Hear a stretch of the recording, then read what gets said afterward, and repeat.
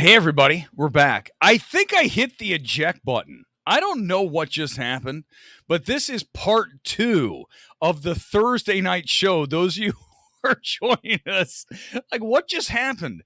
I think I hit the eject button. I don't know how it happened, but it did. So we're back. We're live. Let's continue like it never happened. Let's never speak of this again. But when you look at Mutant Ninja Turtles, you've got a $45 million 5-day debut for me. That's what I have this thing at, because you look at the 10 million opening day, right? And then you go ahead and multiply that by roughly 5, a little bit less.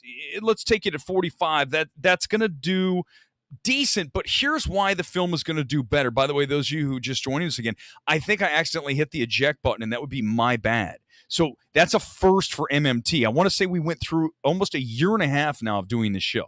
So I don't want to hear it. No one mention this again, that this is a truncated show.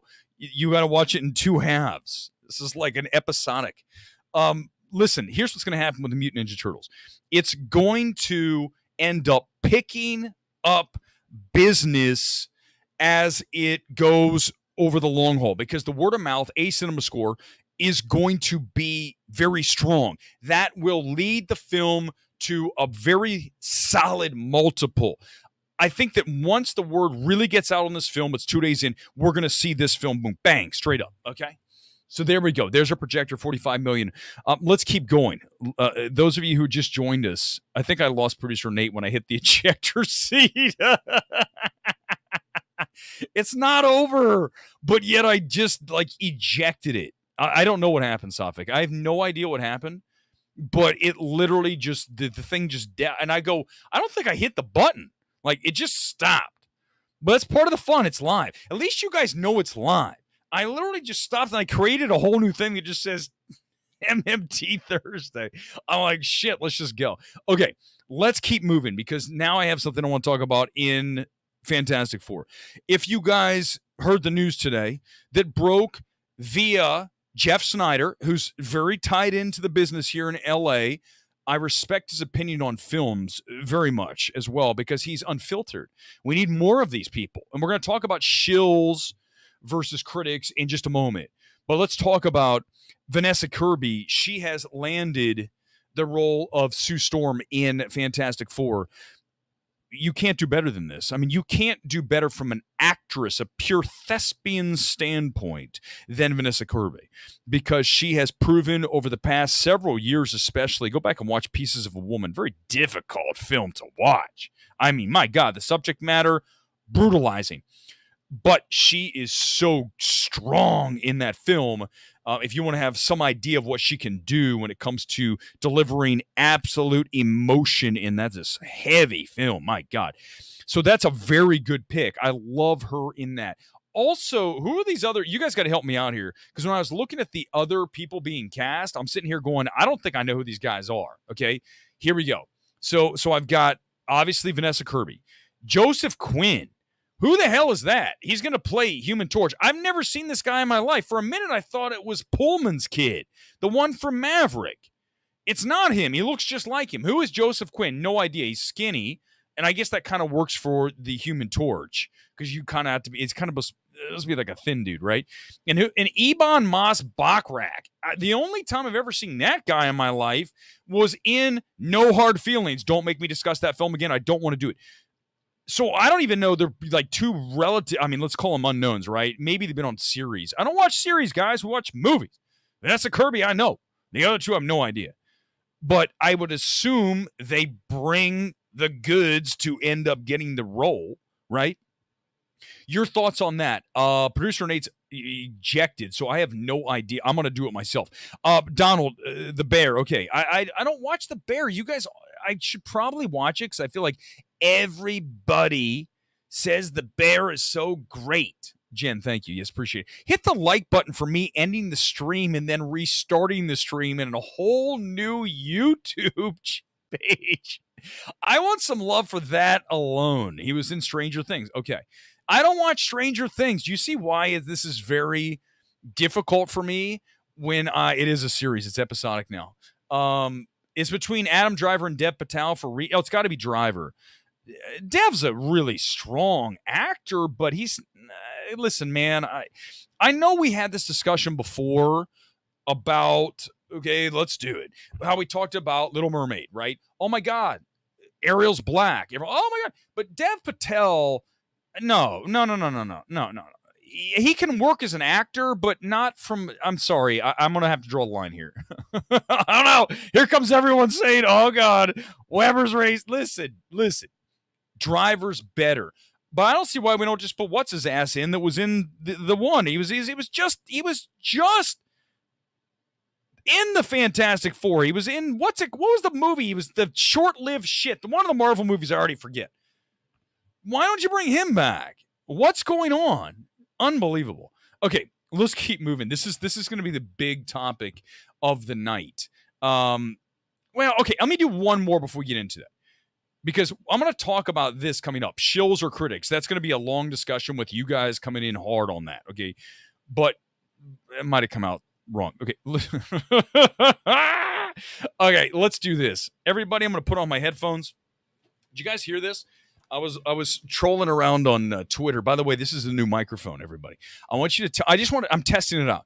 I just want you to tell me if it's better, worse, or about the same. Remember when we do the going to the eye doctor and we talk about like a film, if you change some things, they go 1 or 2, 3 or 4, better or worse, and you're like about the same. Okay, this one, 5 or 6.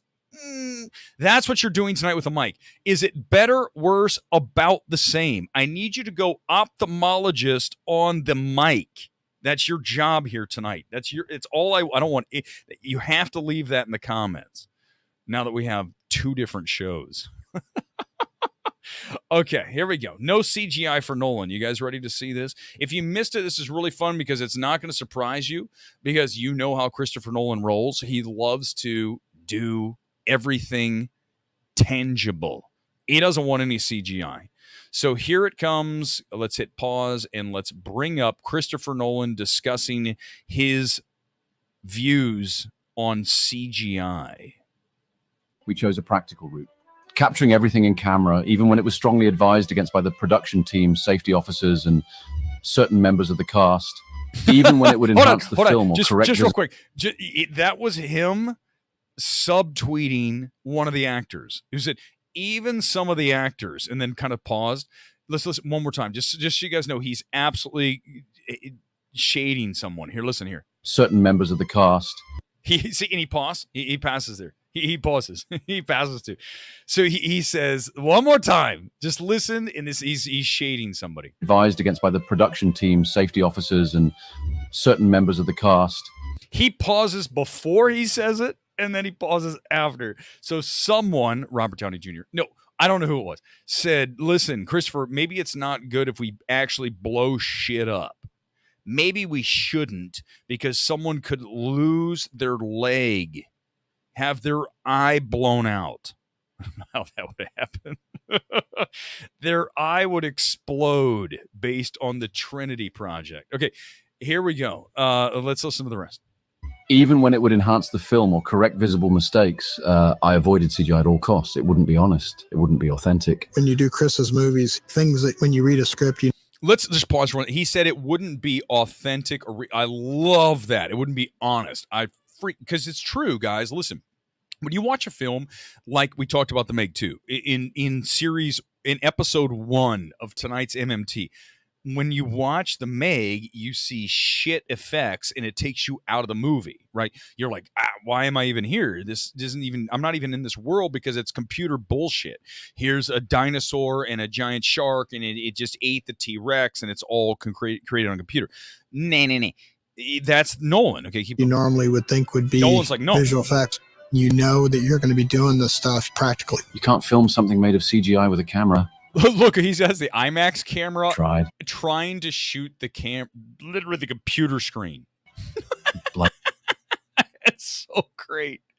He's literally has the IMAX trained on the computer screen. It is locked in. Terrible. Chris makes films for theaters, for movie-going audiences. You look at the film Memento, no CGI. Batman Begins, no CGI. Hold on. Batman Begins, no CGI. crazy. I mean, yes, the green screen, but like they actually built all of the vehicles and all the shit's tangible, right? The background, there's a green screen, but you can see they created a roof and there's the Batmobile, whatever the hell thing's called, and he's driving down, right? So that's practical. Yeah, The Dark Knight, still not a trace of See? CGI. The one with Anne Hathaway, zero CGI. You're beginning to get the picture, yeah? It really speaks to Chris and the way he directs. Well, obviously obviously there's CGI when he's running down the field in The Dark Knight Rises, right? That is Dark Knight Rises, right? It's been so long since I've seen those films. Like, it's been over a decade since I've seen any of them.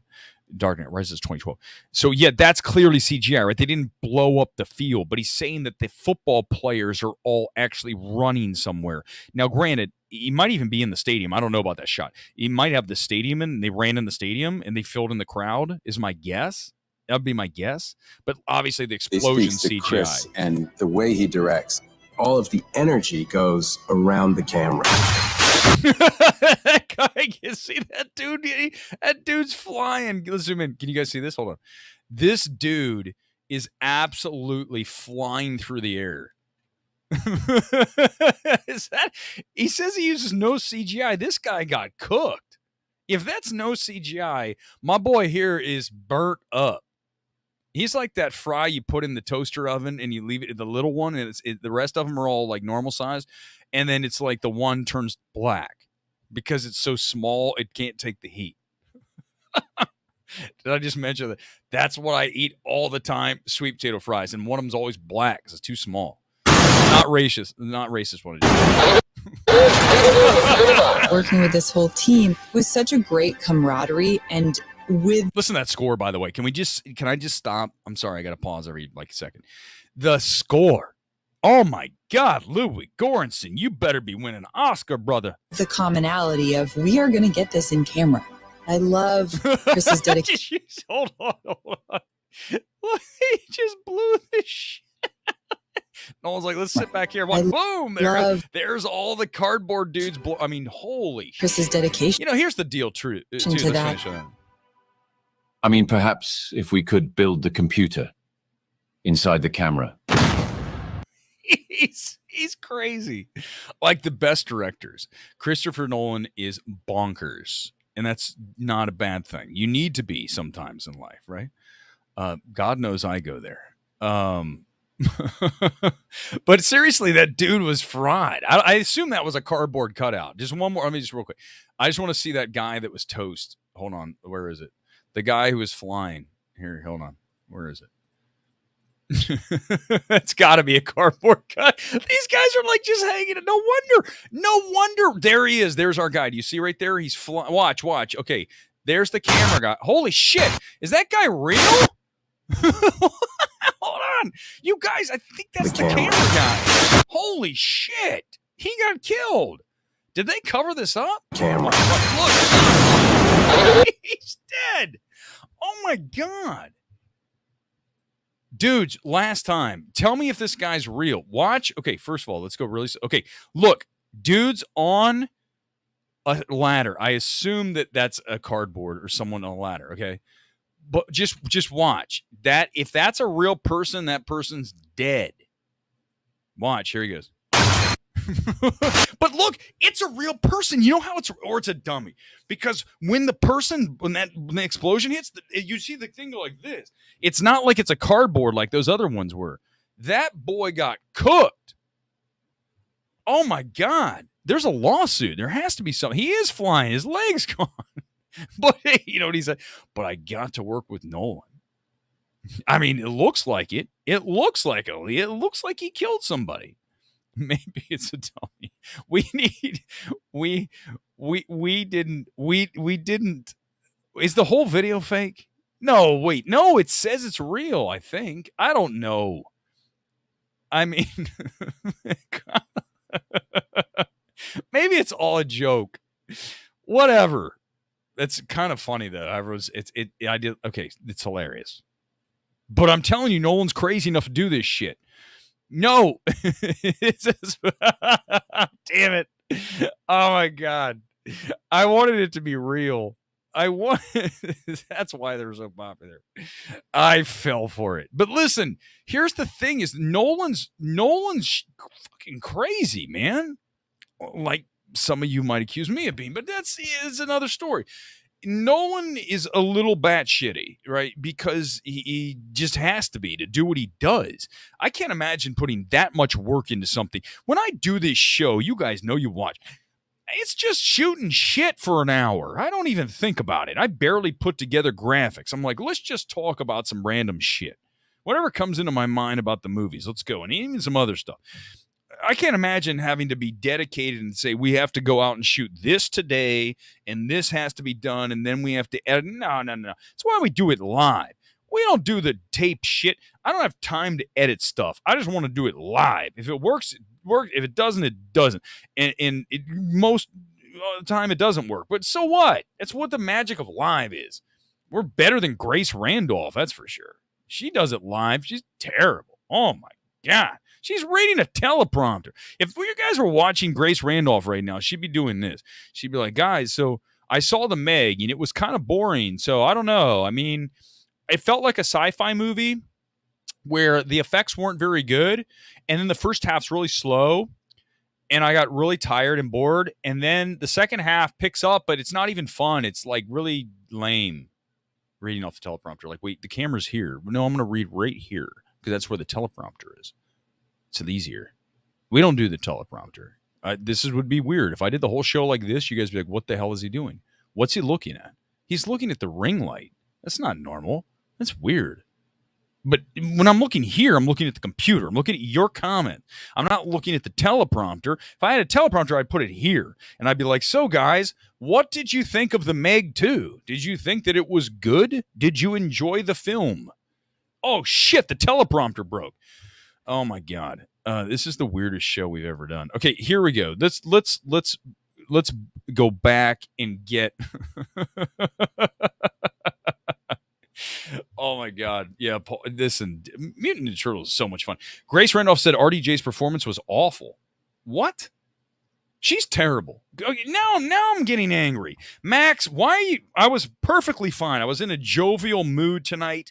I've already split the stream into two things because I screwed up and hit the eject button. This is the worst show ever. But now I was happy and kind of having fun with it. Now you're making me angry, Max, because you're telling me that she said RDJ's performance was awful. Can you show me where that is so we can listen to it together? If I can find the exact moment where she says that, we will destroy her again. We will just endlessly batter her. That doesn't mean physically. Don't accuse me of physical violence. I'm saying verbally assault her. that doesn't sound good either. Whatever. We're gonna savage her. That doesn't. I can't win. Is it because she's a woman? I can't say these things. What if it was a guy? What if it was another white guy? Can I say we're gonna savage Greg Randolph? What if it was Greg? Could I say Greg Randolph is terrible because he doesn't know anything about film? But as soon as I switch it to Grace Randolph, you all like, he hates all women. Like, why does it have to work like that? Why is it Greg Randolph? That's what we're going to call Grace now. And you can go to her channel and say that. Greg Randolph. Oh my God.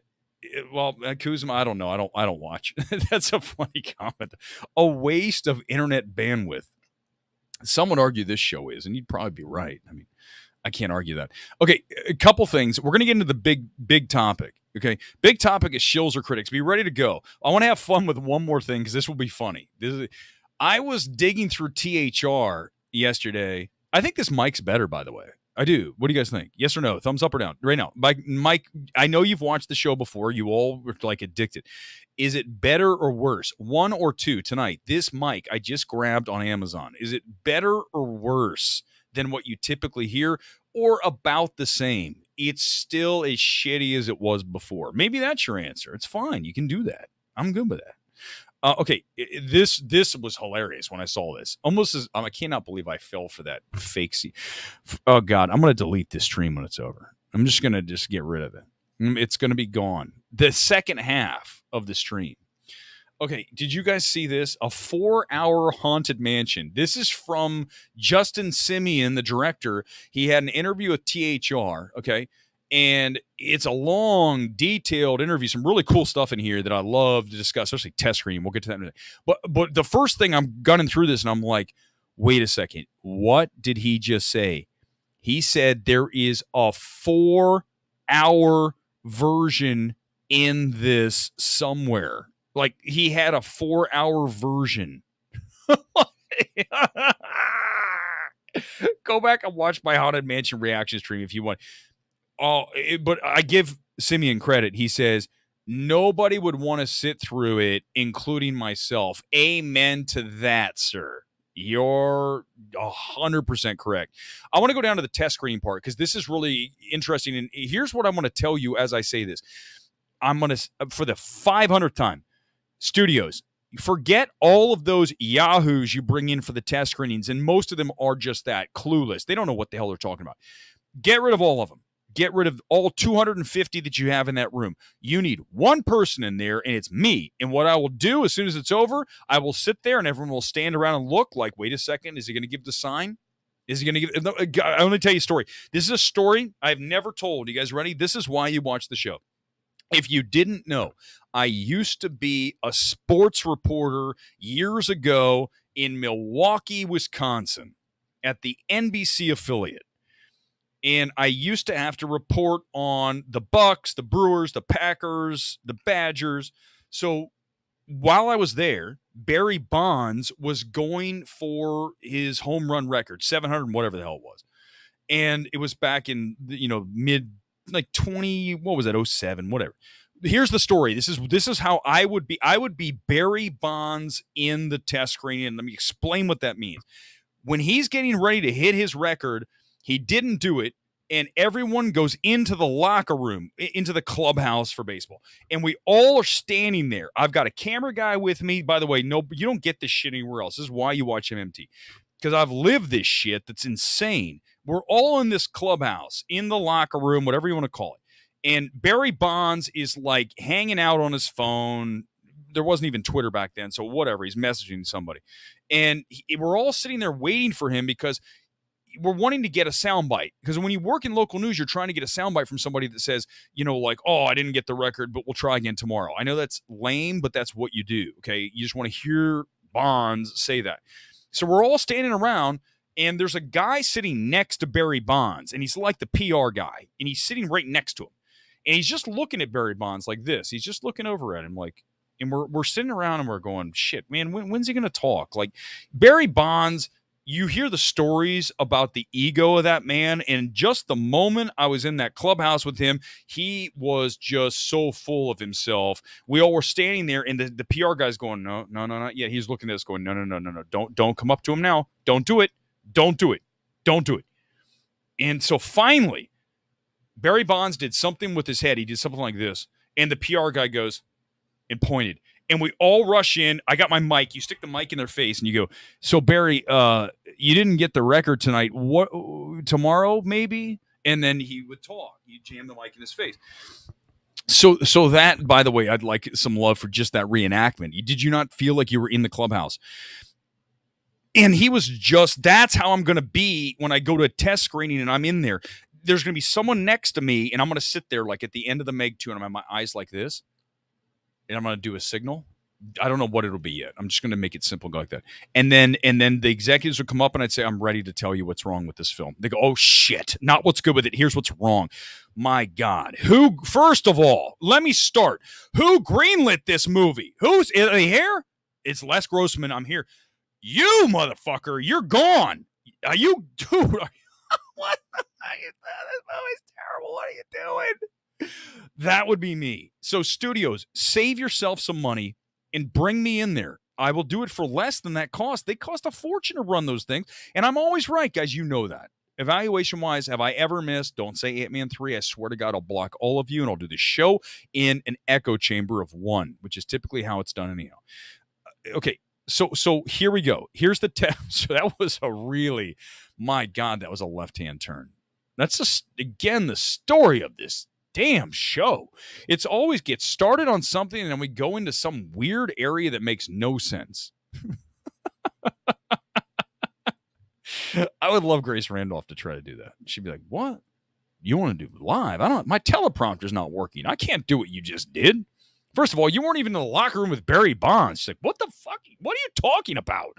Locker room, Barry Bonds? You don't watch MMT, do you? No. What's wrong with you, Greg Randolph? Okay. Wait, this isn't it. Right. My bad. I screwed up. I'm going to get to that in a minute. Okay, here's what I'm going to say. Listen to the test screening shit, because this is really good stuff, okay? I know you guys are like, God, this is, now you're really trying us right now, Eric. You've already split the stream into two, and now you're making us sit through stories of locker room shenanigans with Barry Bonds. Okay, here we go. Test screening. I love the test screening process. Dear White People, he directed that. My first feature went through a lot of test screenings. It was a difficult movie to test screen within the studio system once we got it picked up, which I understand because it's not a movie that's going to work for a lot of people. Said they had endless test screenings, and he learned a lot. Okay, so here we go. There were a lot of test screenings for Haunted Mansion. He said it's tricky in a studio environment. The thing about test screenings is that you can get really emotional about the reactions, which makes sense, man. You made something. That'd be like me listening to you guys after the stream. You all get together, and I have to sit there, and I can't say anything, and I have to listen to you go, my God, that show was terrible. That guy's not very good, and his new mic sucks, and he never sticks to a point. He's right like 5% of the time, and I'm sitting there going, shit, it's true. All of this is true. You can get very emo and caught up and defensive, but I don't think that's really the best way to go about it. Audiences always tell you the truth. They may not articulate it perfectly, and they may not actually point to the correct solutions to everything, but you need people to tell you where the movie is meeting them. I like how he puts that. It takes so long to make a movie. It's almost impossible to see the forest for the trees, so you need that. Okay, first of all, there's so much to unpack here, but the number one thing is this guy gets test screens. This guy gets feedback. You have to be open. He says it really, right? You can't see the forest for the trees because all you've done is this movie. And too many directors say, this is perfect. I don't need anybody. I know what I'm doing. And then you see the movie, like, no, you don't. This shouldn't have been there. I go back to Barbie. That Kubrick opening 2001 should not be there. Get rid of it. You were in the trailer. If it was never in the trailer, it's fine. Because it was the entire focus of that first trailer, essentially, you do not put it in the movie. That should have not happened. And I'm telling you, I would have gone absolutely bonkers on that fact. I wouldn't have said anything else. I said, here's what I'll do. Greta, I will give you anything else in the film, but you're going to drop the open. It's gone. Anything else you want. You want to do crazy shit with the trans character, which I don't think it does. But let's just say like shit that you know is going to get. I would say this is how, because I don't even care about that. So I would fight to get rid of the opening scene. Get rid of that. It's gone and open straight on Barbie Land. It's a better movie. I know I'm right. Give me a like because I'm right. I'm 100% right. And I hope someone, and I know we have studio people who watch, shows this to Greta. And she would even have to at least be open to it, like Simeon is here talking about the test screenings. You listen and you get away forest from the trees and you say, oh my God, this is right. He's right. It's a tricky process, especially within a very large studio, but I don't know how to make a movie without it, to be honest. I just don't want to make things for myself and live inside a little magic box. Okay, first of all, I'm liking, the more I read about Simeon, the more I like the guy because he gets it as opposed to Ari fucking Aster and Beau is Afraid. Ari Aster doesn't even understand this. Listen to this. I want to make things for people to see, and I want my work to hit people in a certain way, and I don't want to just make things for myself to live inside a magic little box like Ari fucking Aster did with Beau is Afraid. That's exactly it. Simeon, I'm going to hire you for my next film, even though I think that Haunted Mansion's not great. It's not your fault. I don't think the direction's the issue. The screenplay's not great. I think you had something to do with that, but you didn't write the whole thing. It's not perfect, but I love the fact that you just said, I want to make things for other people other than me and my little magic box. Ari Aster, Someone get this to Ari Aster and read this over and over to him, this article from Simeon. I don't just want to make things for myself and live inside a little magic box, which is exactly what Ari Aster did, and that's why I hate Beau's Afraid, and that's why I lost so much respect for Ari Aster, because he did not respect us, the audience. He took a shit in us. I definitely didn't miss with Babylon. It's pretty messed up if Ari Aster took a shit in us. Okay. Fart opera. That I heard. Apparently that was in there. There was a fart opera in Barbie. Babylon's. Well, of course, anything's better than Beau. Luis, anything. Literally anything that you drink booty sweat. Shit. Tropic Thunder. You kidding me? Well, I've got plenty of old reporter days, so we'll break this. I don't want to. I almost broke my mic. Okay, you guys ready? This is it. This is going to be the big topic of the night. You know, for those of you who are joining us here in the second half of the show that got split in two somehow, I don't even know what I'm going to do with this when it posts on YouTube. You're like, what's happening here? Why is there like a 10-minute stream and then a 50-minute stream? This is stupid. What's this guy doing? I mean, you should always ask that question. Here we go. Shills or critics? Shills or critics? This is a big topic of the night, and we're going to finish. Let's just keep it on this for the rest of the show, except for my must-see at the end. Here we go. This is from The Guardian. Everyone talking about this, and I have a lot to say.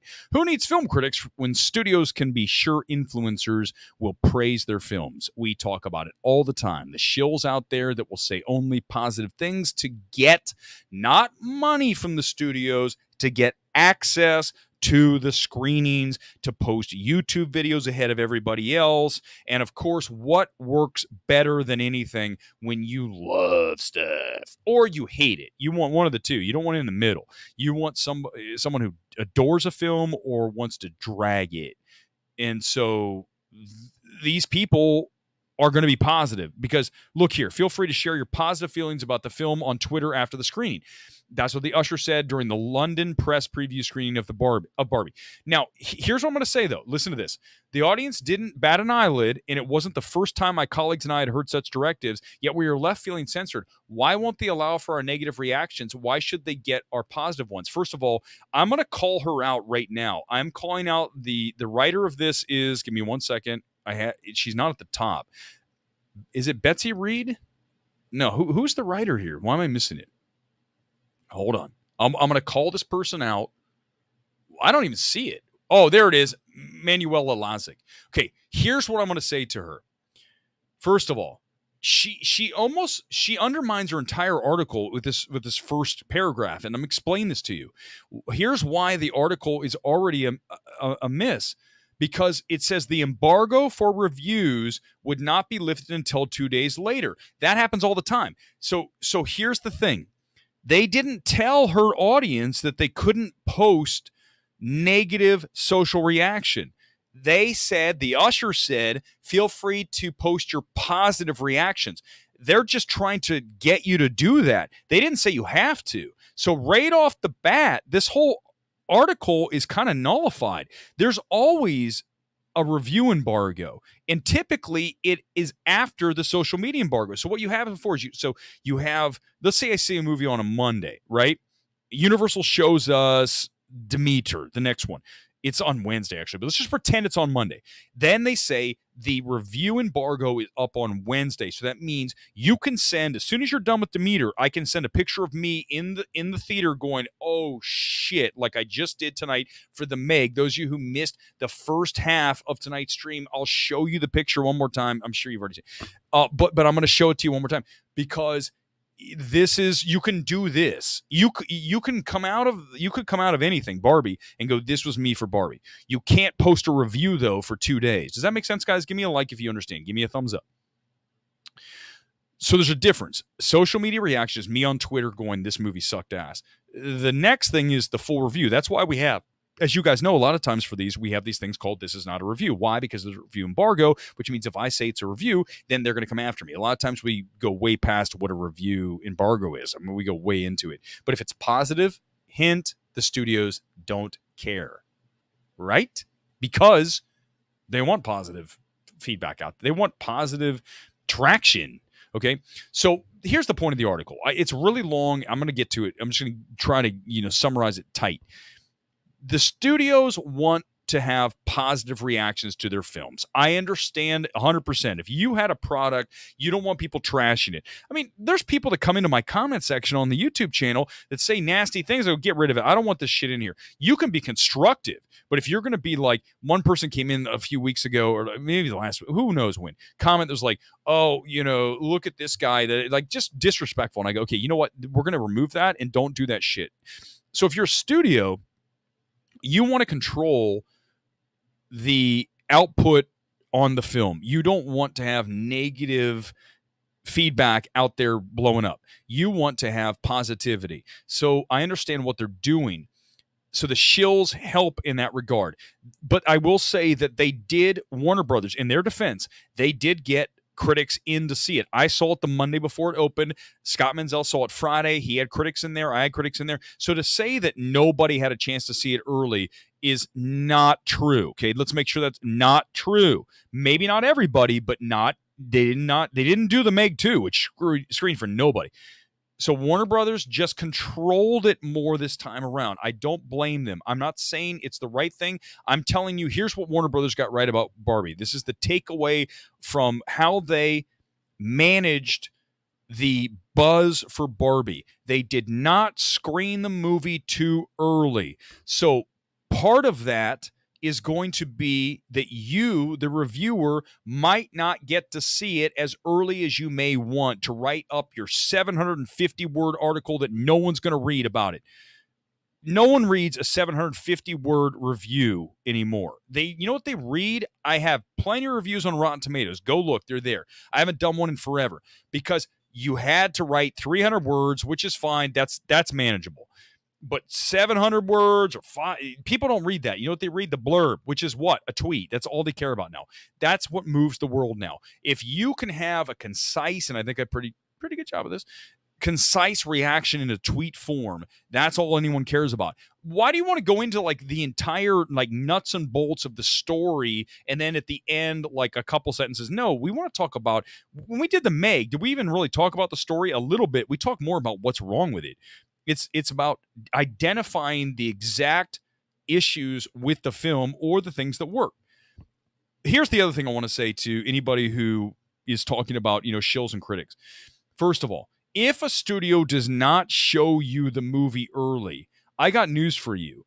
We're going to survive without your review. We're going to be just fine. No one moves the needle that much in this world. If I came out and said Barbie was hot trash, which I didn't. I gave it a 7, probably about 7.5 now. I really think about, just because of her. She was absolutely bold. I mean, that's the reality of Barbie. Bold choices, and I always will applaud somebody who's ambitious in a filmmaking perspective, in the screenplay writing. And certainly with Noah and Greta, you knew you'd get that.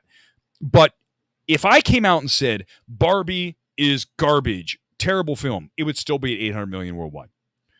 If you, the writer of the article we just showed, critic, Manuela, no one's going to miss your review. I got news for you. Nobody. Maybe Chris Stuckman. He does have a big audience. I don't know how much he influences, like people go to, I mean, other than putting you to sleep, Chris Stuckman does have a big pulpit. He's got a big audience. And so does Grace Randolph. She's terrible at this, though. Guys, please, can you just help us get, like, sort of to the way of Grace Randolph? She's only 940 some odd thousand subscribers more than we have. It's not that. It's close. If you guys really put in some effort and help me out, we can get, like, maybe another 500 towards her. We will catch her in, like, 2050. If we keep going the way we are, we might be able to get her in 2050. At least like within 500,000.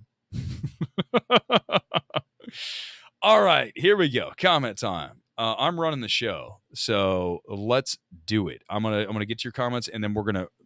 I think I did 20 minutes before, so this will be a total of an hour. This will be 20 before. Critical Drinker trash bar because here's why. FM goes, I know this. Critical Drinker isn't he one of those like anti-woke guys? And I'm not saying that, listen, here's the deal. I'm not saying that some of those anti-woke 24/7 guys aren't right some of the time. They are. And there is issues that I have with the preachiness. We talked about it. Go back and watch the stream, guys. The preachiness of Barbie is too much. So for me, I think you dial it back. But when you look at just being someone who's all the time, exactly. See, Michael, you know why they go down the anti-woke road? I can tell you why. Because it brings you more subscribers, more traction, Nerdrotic. Name any of these guys, Ryan Kennell. Any of these guys have 100 times the audience I have. And that's fine. I told you guys I don't really care so much about that. I just enjoy coming on here and bullshitting. So I don't even look at it through like metrics like, oh, I don't care. I don't think you guys get it. I mean this. I don't care if the channel gets big or not or whatever it is. It's fun to come on here and bullshit and talk about movies with you guys and hopefully impart some tiny bit shred of wisdom at times. But yeah, I mean, it's just that's the reality of the show. It's just thank you, Information Man Show. I mean, it's just the reality is that what I do is different than the other guys because I'm not bought and paid for.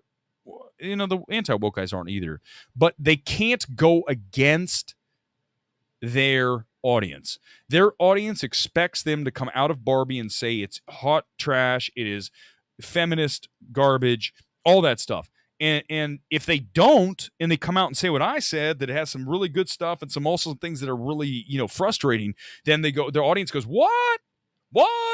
The audience is like, wait, you're supposed to be anti-woke. Why aren't you with us on this? Like, I'm not with anybody. I'm a mercenary, man. I honestly I don't want to play on either side. I'm in the middle. That's who I am. I always will be. That's how you know you get objectivity. And they're getting views and views. Michael, you're right. And listen, if I took that approach, we might be making more money. I don't care, though. You guys don't understand. That's not the purpose of this channel. That's not the purpose of what I do.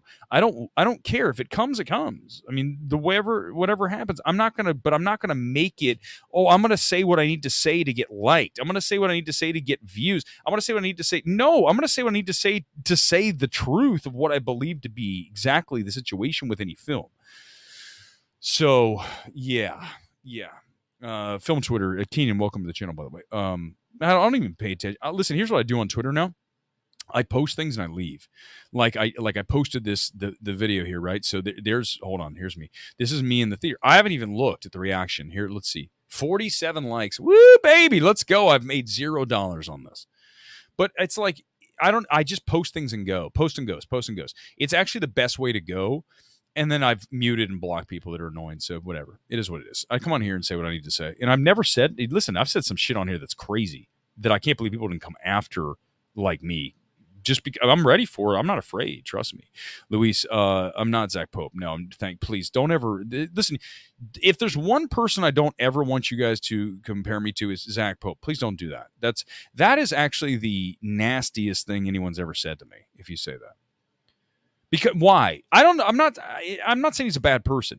I don't like people that are fake. I can't stand fakeness. And when I watch Zach Pope, I'm like, that guy's completely fraud. He's not even a real person. Hey guys, guess what? I just got out of this movie. It's really fun. Oh my God. Okay, so I finally did one of those out of theater things. Watch the Mutant Ninja Turtles reaction. Do you see me going, oh my God, guys, oh, it's so much fun. Oh my God. Just be normal, man. It's weird. I don't like people that put on a show. If I want to do something, that's why you don't know about the show. Sometimes I go like do some weird shit, and sometimes I'm like serious. Sometimes like hard. You don't know. But it's real. It's real. Yeah, Pee Wee Herman died. Let me just talk about that for a minute because I don't think we'll come up on Sunday. It's only been a couple days now. It's a complicated thing to talk about with Pee Wee Herman, isn't it? Because you're talking about. Listen, what has MMT always discussed, and I think fearlessly, more so than anybody else, is separating the art and the artist. Understanding that they can be great at one thing and then be one of the worst people on the planet at another.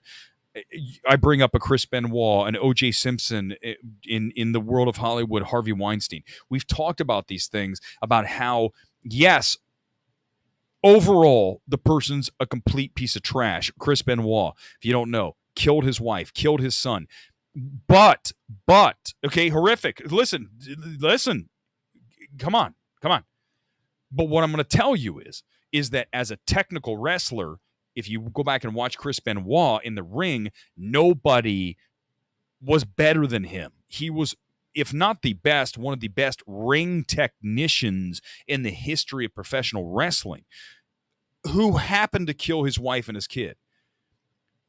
Do you guys see? I know it's not easy. I get it. I know what I'm asking you to do is not easy, but I also know it's possible. That when we talk about Harvey Weinstein, and I say he's a scumbag piece of shit, but he also was very talented at telling directors that you're going to do things the way I tell you to do them, and Hollywood needs more of that. We can do both those things, okay? So when you look at Pee Wee Herman, you look at somebody who had the off-the-field troubles, masturbating in the porn shop, and accused of, if not pedophilia, stuff that was in the realm of, I'm not going to get into all that, but my point is he was not a perfect person, clearly. But his contributions to pop culture, I go back to the mid-'80s, and I think to me watching Pee-wee's Big Adventure. I didn't see it in the theater. I saw it on HBO when it ran over and over and over and over back in the HBO days, back in the 80s. And I watched it so many times because it's such a strange film. It's such a weird concept of this grown adult still acting like an 8-year-old kid, right? In his house with his Mr. T cereal and all. But yet, what I love about the film is what I truly believe to be the case in life, that you shouldn't care about what others think of you. And if you think of Pee-wee's Big Adventure as just that, it is telling you that it's okay to be weird if it makes you happy and you're not hurting anybody. And Pee-wee wasn't by riding his bike around, right? And having Mr. T cereal and having Cherry and all the weird shit in his house and playing in the bath. Well, actually his friend playing in the bathtub. I haven't seen that movie in so long, guys.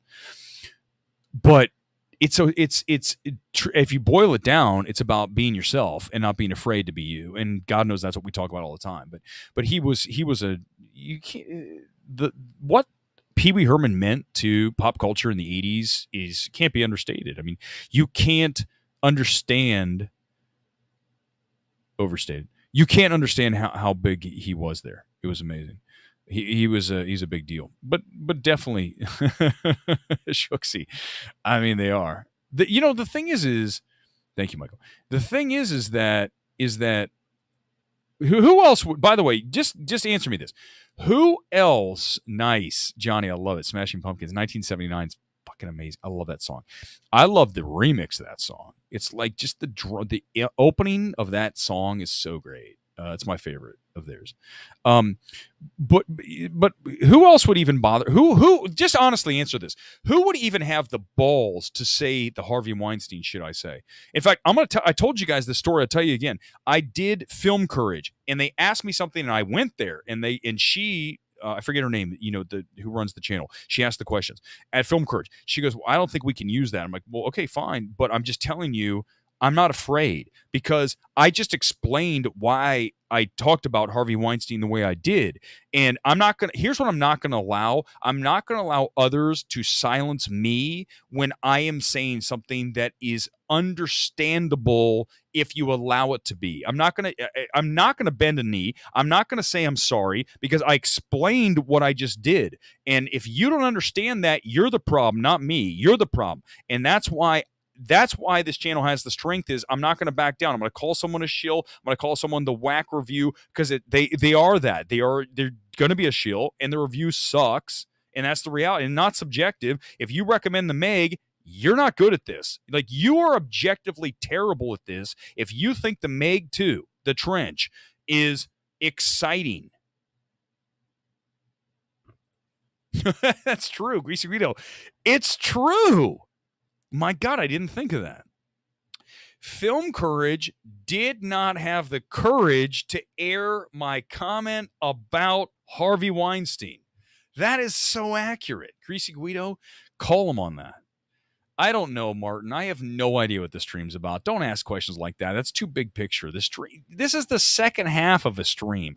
Who knows what the first half was all about? Let's do this, and then we're going to wrap up because I think we're at an hour. If you add up the two streams, we're at an hour. It'll never happen again. I don't know what happened. I literally just all of a sudden was like, I'm off. I went back and it says end broadcast at like 12 minutes. I'm like, oh, shit. All right, guys. It is time for our must-see. And our must-see is a film that I bet you've seen, but I think it needs to be discussed again. We don't talk about this film enough. It's Michael Clayton, 2007. Tony Gilroy, of course, George Clooney, and Tilda Swinton, and Tom Wilkinson. But Tilda Swinton, oh my God. George Clooney's never been better. This is a brilliant film. I love, we talk about films that you want to watch, right? Films that, I'm sorry, guys, some of you are going to be really, films that get you hard. And Michael Clayton's one of those for me because it's so intellectually up there. And the way that Gilroy tells the story at first is difficult to follow, right? You're doing time jumping. But I love the tale of corruption because Michael Clayton may have been speaking about the world we live in fact, it was back in 2007. The problem with the world today, if you ask for one word, it is this simple. It is corruption. It is the love of money. It is not doing the right thing. It is not being authentic and doing whatever it takes to make it. And that includes hurting people. That includes, as you know, if you've seen Michael Clayton, doing things to people and looking the other way, which speaks to today as well. So if you've not seen Michael Clayton, you need to. It is, I would say, a classic film. I would. It's probably something. No. Listen, Martin, I get it. I'm not saying this is. I'm not saying it's a minor thing, Martin. Martin's always in here like stirring shit up, going, I know that people, but when you look at the box office of Michael Clayton, that's when I went here.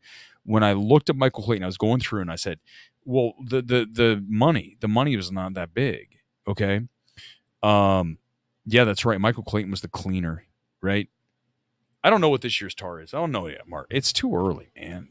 All I know. Okay. Let's just wrap like this. Thank you. Here's the deal. Yeah, Michael Clayton, watch it. Okay, let's wrap tonight, and then we'll be back on Sunday. Not before, because here's the thing. We're not going to do a stream until Sunday because it's dead. This is August, and if you need a reminder of the shit we're in for the next, 2 months at the multiplex, just go watch the MEG 2, The Trench. My bad. MEG 2, The Trench. Watch the first half of tonight's stream. I'm going to cut it into a video, so don't worry. You can just watch the video in a minute. You'll be reminded that we're in August, the dump month. January, August, 2 worst months of the year. Yes, welcome to August with MEG 2. If you recommend the film, ladies and gentlemen, just like the stream, everybody, it's over.